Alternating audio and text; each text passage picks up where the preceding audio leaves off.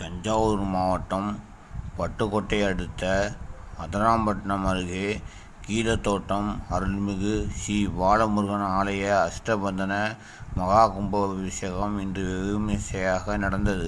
இதில் பல்லாயிரக்கணக்கான பக்தர்கள் பங்கேற்று சாமி தரிசனம் செய்தனர். தஞ்சை மாவட்டம் அதராம்பட்டினம் அடுத்த கீழத்தோட்டம் கிராமத்தில் எழுந்தருளியுள்ள அருள்வாழ்த்து வரும் அருள்மிகு பாலமுருகன் ஆலய அஷ்டபந்தன மகா கும்பாபிஷேகம் இன்று வெகுவிமரிசையாக நடந்தது. கும்பாபிஷேகத்தை முன்னிட்டு 4 கால யாகசாலை பூஜைகள் நடந்தது. அதனைத் தொடர்ந்து செண்டை மேளம் விண்ணை எதிரவைக்க கடம் புறப்பாடு கோயிலை சுற்றி வலம் வந்து அருள்மிகு ஸ்ரீ பாலமுருகனுக்கு மகா கும்பாபிஷேகம் நடந்தது.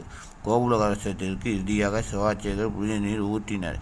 இதனைத் தொடர்ந்து அடுத்து ட்ரோன் மூலம் பக்தர்களுக்கு புனித நீர் தெளிவிக்கப்பட்டது.